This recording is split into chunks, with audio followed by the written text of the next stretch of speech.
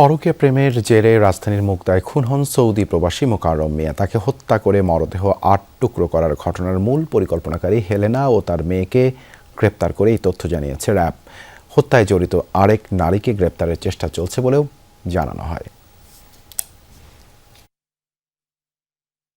ব্রাহ্মণবাড়িয়ার একই গ্রামের সুমন ও মোকাররম থাকতেন সৌদি আরবে। সেখানেই সামাজিক যোগাযোগ মাধ্যমে মোকাররমের সঙ্গে পরিচয় হয় সুমনের স্ত্রী তাসলিমার। তাদের মধ্যে সম্পর্ক গড়ে ওঠে বলে প্রাথমিক তদন্তে পায় র্যাব। গত ১৩ মে মোকাররম দেশে ফিরে তাসলিমার বান্ধবী হেলেনার বাসায় ওঠেন। সেখানে বিয়ে ও টাকা ফেরত নিয়ে দুজনের মধ্যে বাকবিতণ্ডা শুরু হয়।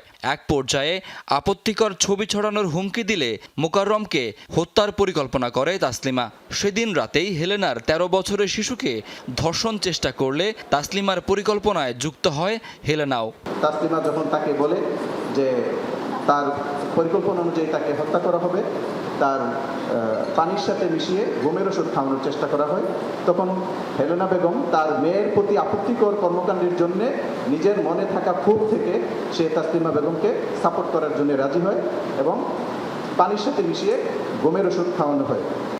দুপুরে র্যাব ৩-এর কার্যালয়ে সংস্থাটি এক ব্রিফিংয়ে জানায়, মোকাররমকে হত্যার পর দেহ খণ্ড করা হয়। কিছু খণ্ড বাসার নিচে এবং আরেক খণ্ড দূরে ফেলে দেয় তারা। স্থানীয়দের ফোন পেয়ে মরদেহের খণ্ড উদ্ধার করে পুলিশ। পরে প্রাথমিক তদন্ত করে নরসিংদী থেকে হেলেনা ও তার মেয়ে হালিমাকে গ্রেফতার করে র্যাব ৩। উক্ত হত্যাকাণ্ডে ব্যবহৃত বটি, হাতুড়ি, ব্লেড উদ্ধার করতে সক্ষম হই।